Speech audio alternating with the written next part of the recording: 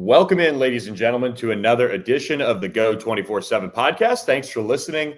I'm Billy Embody. Shea Dixon is with me. What a week. What a past couple weeks for LSU. Since Brian Kelly has been hired, it has been a whirlwind. But, I mean, Shea, just right off the bat, I feel like we're back to normal, covering official visit weekend, coaching hires, firings, leaving, staying. It is constant. And for the first time since June, and you made this point on the board, we're covering an official visitor weekend, and it feels like the news actually matters in a way too.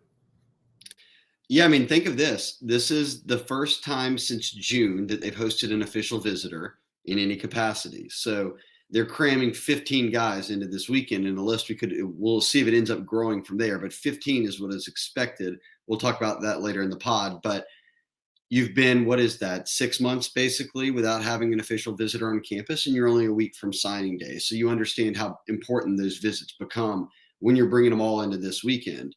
The other side of that is that LSU has not had a new commitment since Emory Jones at the end of July. So you've gone the entire football season and fall camp without adding a new commitment. Now, is that overly surprising? No. You got halfway into the season and Woodward fires the head coach. You're not at that point then expected to be running off new commitments or, knocking down new commitments, I should say. But now we're to the point where a new head coach has been named. We don't know at the time of this podcast the coordinators are not expected to be there this weekend, but there have been some very notable staff hires. We'll talk about one of them, the most recent, right before we got on the podcast.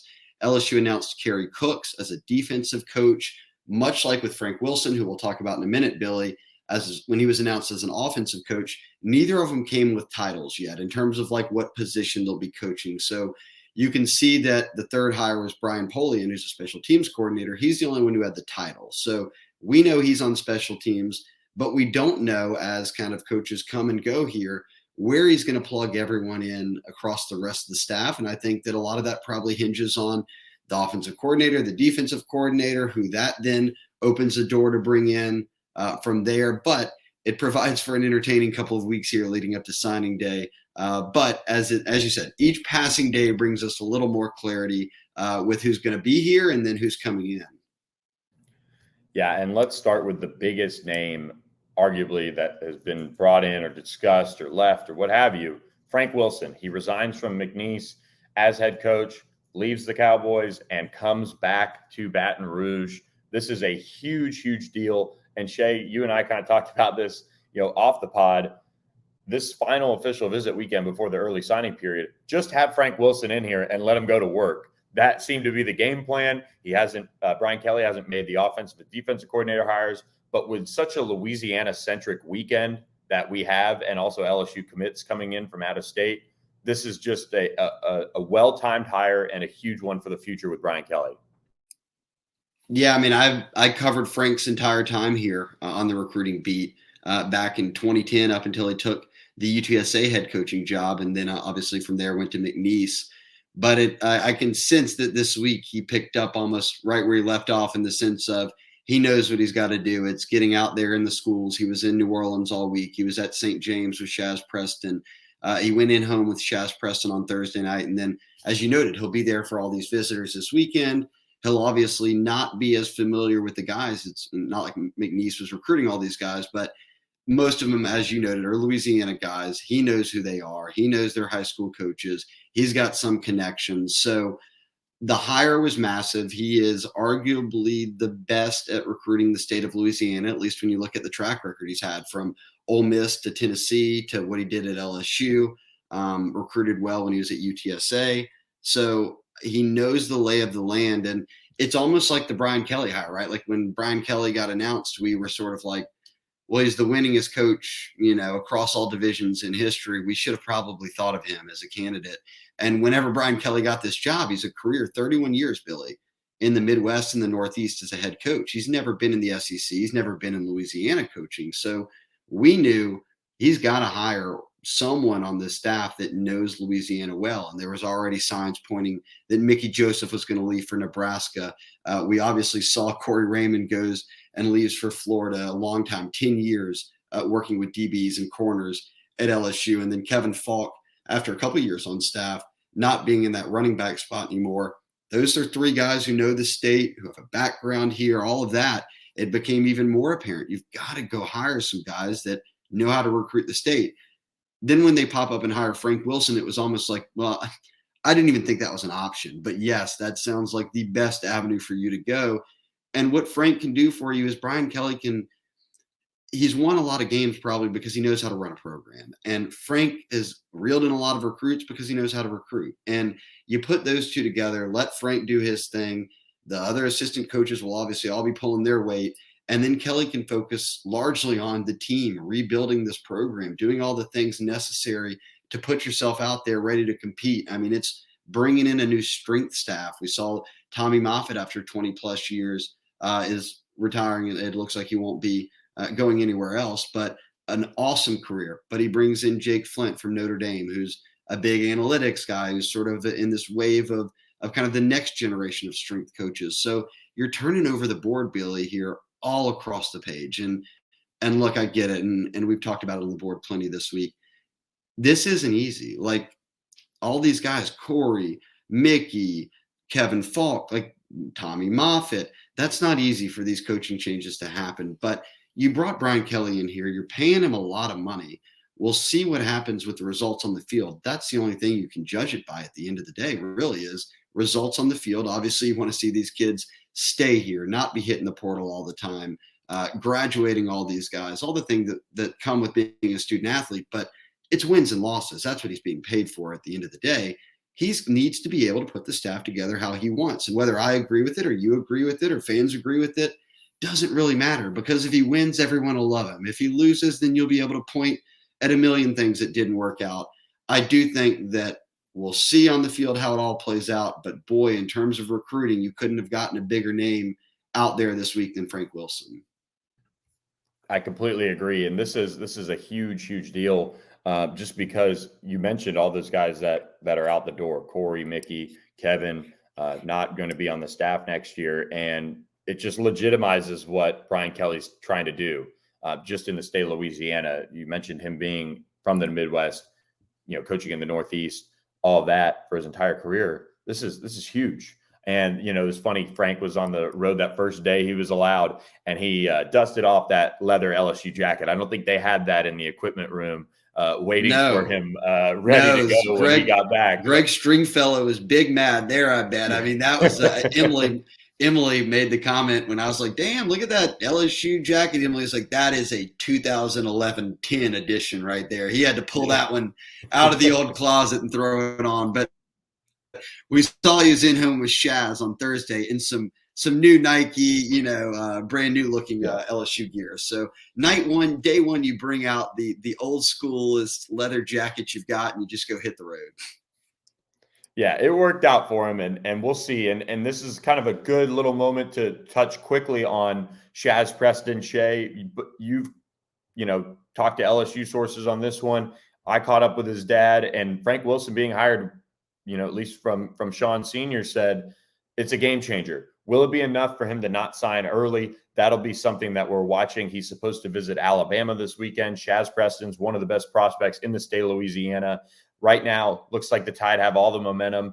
He's supposed to announce early on ESPN is what his dad told me. So if that's still the plan, LSU might be able to pull a rabbit out of its hat here, but Alabama has a lot of momentum going into this weekend. The goal would be for him to not sign early. Yeah, that's the goal, right? And if you were to go out and find Frank Wilson in the streets right now and grab him and say, hey, man, what's going on with Shaz Preston? He would say, look, we're playing catch up here. This guy's been trended to Bama. Pete Golding and them have done a great job recruiting him. They've been very meticulous with the process. The Prestons have. They've already got a son who's gone through the recruiting process, so they know how it goes, and they know not to rush anything. And again, when you get thrown a curveball like this at the end, Frank Wilson, we didn't expect this. All right, he's about to be in home. He's at the school all day. But the point remains is that he's going to Bama this weekend for an official visit. So, yes, Frank got to be in home Thursday night. But then Friday, Saturday, and into Sunday, Bama's going to be the people who are seeing him last. And then, as you noted, next week he's planning to sign. And Preston hasn't really played any games through the process. It's all been pretty straightforward. I'm going to decide at the end. I'm going to evaluate all my options. I'm going to focus on my senior year at St. James. He's done all those things. Now we're towards the end. I think LSU will shoot their shot. It's like you said, it would be a rabbit out of your hat moment. Maybe the best way to describe this, because Bama's done a really good job recruiting him, is that if you're Bama, we've already gotten him on a bunch of visits. He wasn't at LSU all the time this season. LSU went through a coaching change. We're kind of the team trending for him. We're getting him on campus last. We have him, he's set to sign early, which plays in favor of the Tide.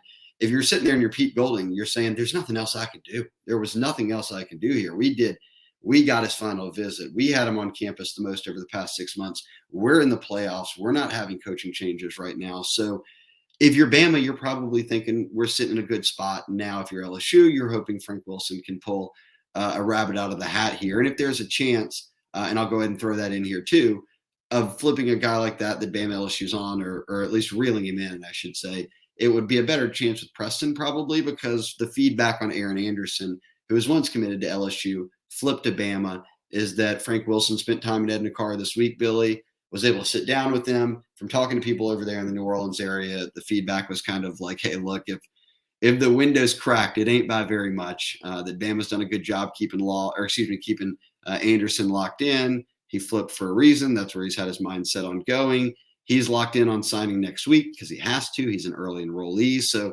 just not much room to wiggle around there. If you're LSU, you shoot your shot, you hope for it, but you're not disappointed, I guess, or surprised, I should say, next week if those guys aren't signing with LSU. Yeah, and let's move on to the official visit weekend. And this is, one that it kind of just makes a lot of sense from the commitments that are coming on campus, who's solid, who's locked in. And so let's jump into those really quickly, and then we'll get to the uncommitted guys. But I'll run them down for you guys right now. 5-star quarterback Walker Howard, 5-star offensive tackle Will Campbell, 4-star offensive lineman Emory Jones, 4-star DB LaTerrence Welch, 4-star linebacker Demario Tolan, 3-star offensive lineman Fitzgerald West, 3-star tight end Mason Taylor, 3-star offensive lineman Bo Bordelon, and 3-star kicker Nathan Dibbert. Those are the commitments coming in, and pretty much all those guys are fairly locked in for the most part. I think the two for me that I'm kind of watching down the stretch to see if LSU can hang on is LaTerrence Welch and Demario Tolan. One, an in-state defensive back who's been committed to LSU for a long time now, and then Demario Tolan from the Orlando area, one of the best linebackers in the country. Those two are probably out of the commitments the ones that I've been watching closest, ahead of the early signing period. And if you're an LSU fan, I'll give you two reasons to feel good about those guys. With Welsh, he plays at Acadiana. I was talking with Mikey Matuk this morning on Jory Collada's show about this, and he's obviously a Lafayette guy. I can't remember the last guy that LSU really wanted in the Lafayette Acadiana area that didn't go to LSU. I mean, and you can go through even going up to the wire with Sage Ryans and Keyshawn Buttes. At the end of the day, those guys still went to LSU. And Baton Rouge, New Orleans, North Louisiana, we've seen those guys go to Bama or go out of state to schools when LSU really wanted them. It's just not happened much in Lafayette. So if you're playing the numbers game there, then Welsh is from an area that typically just sends their kids to LSU. They grow up wanting to play at LSU as much as anyone around the state. On Tolan, Blake Baker's done a really good job there. And we got to spend a lot of time with Micah Baskerville and Damone Clark this year, especially towards the end of the year, where it was sort of like a lot of reflecting on the year and the highs and lows. And both of them just said, look, Blake Baker changed the game for me. Like, he rose my level of play. He's one of the best coaches I've ever had. I love him. And you can see that Tolan kind of feels that way. Like, Tolan and Baker have had a relationship since he was at Miami. He got him to pop for LSU. Even though Tolan's made other visits here recently, he always said, I'm committed to the program. I hope Blake Baker's there. And now he's given LSU that final official visit. And so is Welsh. So there's a reason to at least feel okay there. I will note, Billy, and I'm with you, I think that all the other guys are pretty locked in. Like, we've already heard Walker Howard. I don't want to gloss over that 5 stars out here are locked in, but Walker Howard, Will Campbell, Emory Jones, the guys who sit at the very top of your commit list from in-state have all said, I plan to be there this weekend. I'm in. I've met with Brian Kelly. I'm signing next week. So it seems we're going to avoid any sort of drama there. I'd say the two guys, and I'd say that because neither of them are here this weekend, that are committed right now. There's only 11 commits, but 9 of them are visiting, 2 aren't. Jadarian Rhyme, the corner, is going to be at Auburn this weekend, I believe. And then Tyge Hill, a D tackle commitment, is going to be at Tulane. I'm curious how both those go. It won't ultimately surprise me if maybe those two don't sign with LSU, but I would say worth monitoring given they're not here this weekend. Now we turn to the fun part, which is really looking at these uncommitted prospects who are coming to LSU this weekend. One of them is committed elsewhere, Landon Ibieta, just picked up an offer this week. He's committed to Miami, but the rest of them all uncommitted.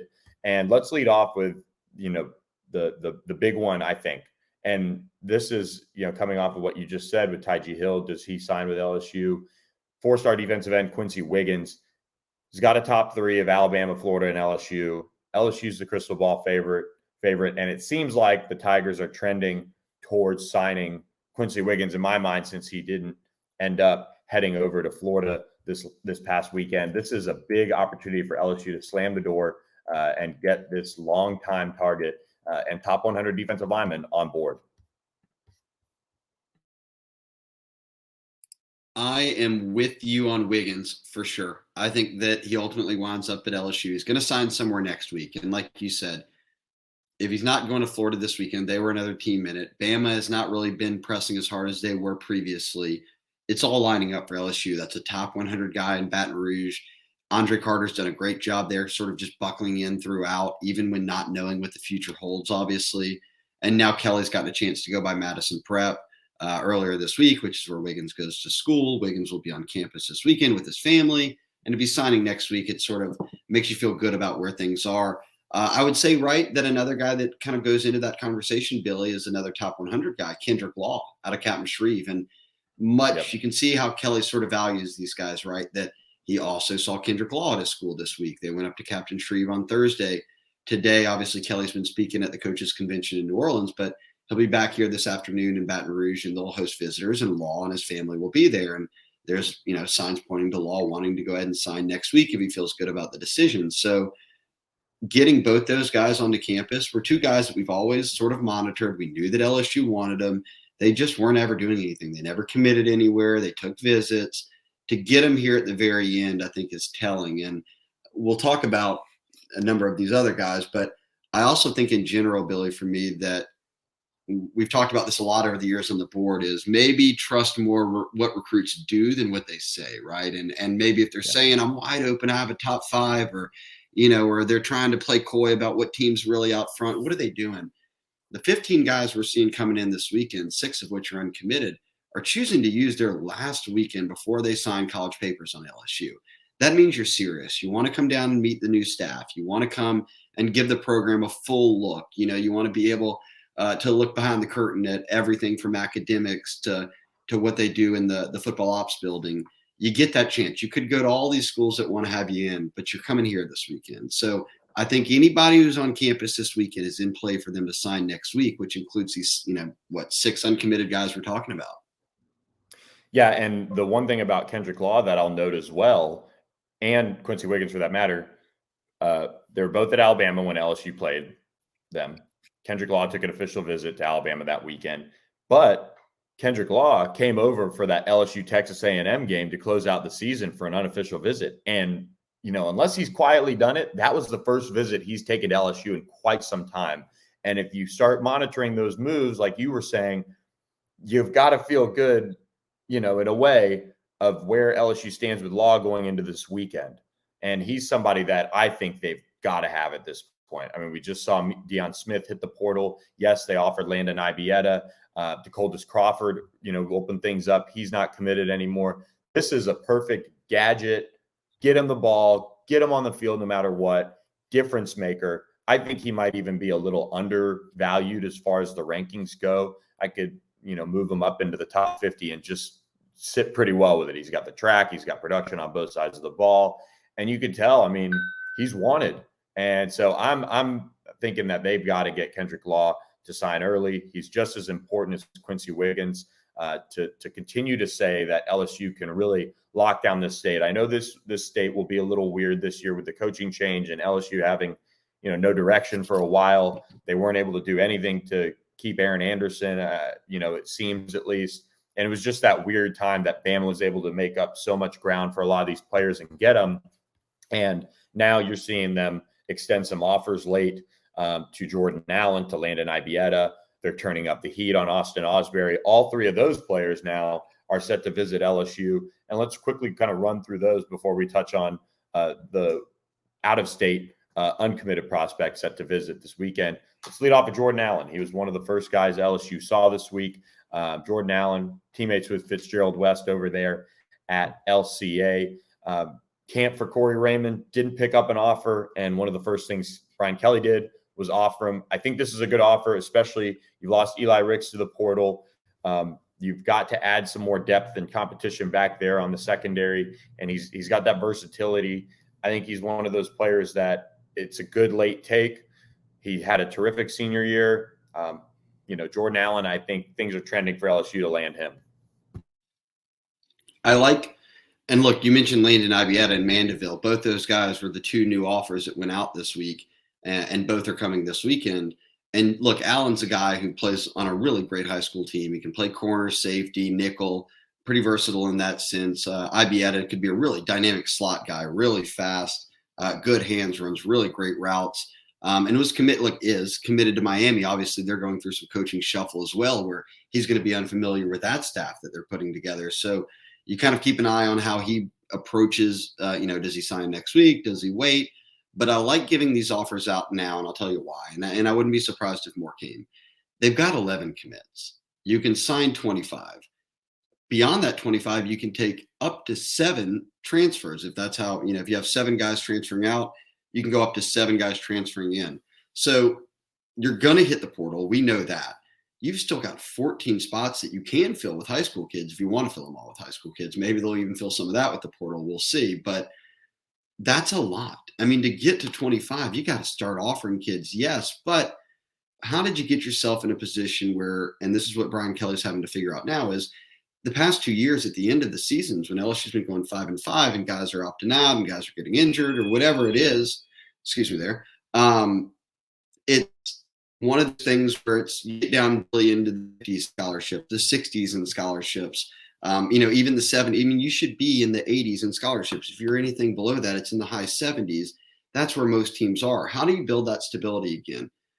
You go after kids in Louisiana, because in the age of the transfer portal, the kids who aren't from here, that aren't playing or don't see the path, they're going to be a lot quicker to transfer than Cam Lewis, who just stayed 6 years and actually really gives you something there at the back end coming out of Wassman, or, Andre Anthony, who goes through all these injuries and he's never going to leave because he always wanted to go to LSU. And I'm not going back to, a lot of these kids say, I'm not going back to my hometown and saying that I transferred out, that I wasn't going to stick it out and play. Like, I want to be at LSU. And that's what, sort of my plan is, no matter how long it takes to get to the field. If you're building your class up with guys from Louisiana, you're going to just have more retention on the long term, right? More guys are just going to stay on roster. That's just how the portal works. It's the nature of it.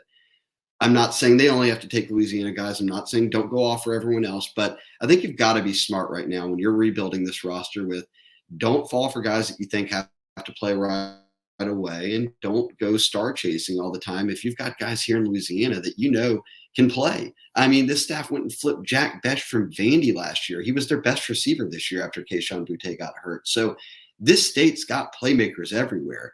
If you're willing to offer them, have some patience. And I think one big thing with Kelly, we'll find out, is develop them and really put a lot of stock into that. Then you're set. I'm not surprised that all those guys got offered, and I won't be surprised if more get offered, before February. Yeah, I think how they approach filling out the rest of this class is going to be really interesting.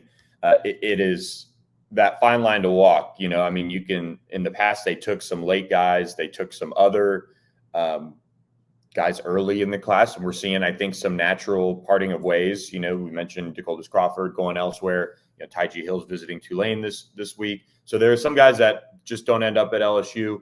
Maybe in the future with 2023 and things like that, they won't have to make those type of decisions or don't. But right now, they've got to really take stock of that senior tape. And I think they've got a good grasp on it. I like turning up the heat on Austin Osbury, who's visiting LSU over Florida. And again, it's just adding depth in certain spots that need it, and players that are at least talented enough, at least from what it looks like, to be there long term, to stay that 4 or 5 years at LSU and eventually contribute. I don't think Jordan Allen or Austin Osbury are going to walk right in and be a starting corner unless they get hit with a ton of, injuries again. But they're going to be good depth guys. Both of them have some versatility. And it looks like Austin Osbury is starting to trend towards LSU, which is also important because his brother, Jaden Osbury, is one of the best linebackers in the country in 2023. And they're both sons of Verge Osbury. So that kind of wraps it up, unless you have anything else on the Louisiana guys. But one intriguing one is DJ Wesselack coming in from Missouri. Somebody that really we've seen a recruitment that's kind of gone a bunch of different ways. He's got a early crystal ball pick in for Clemson. He's got some Missouri crystal ball picks. He visited USC over the summer. Alabama, Georgia have been rumored in there. Notre Dame had a prediction at one point. This is one of those recruitments that we've seen it all. He's an All-American. He's, I think, somebody you want to take a chance on. He's got some athleticism, also plays basketball. And LSU offers, and instead of visiting Missouri, now he's headed to Baton Rouge. I think LSU's trending up in a big way for DJ. And look, I mean, 6'4", 235. You don't have. It's not like you've got 10 D linemen committed right now. You've got one, right? I mean, do they just have Ty G Hill at the moment? So you've got Quincy Wiggins out there. This makes perfect sense. I'm looking at his profile right now. He had Bama offer, USC, Clemson. Like you said, they got some early crystal ball picks.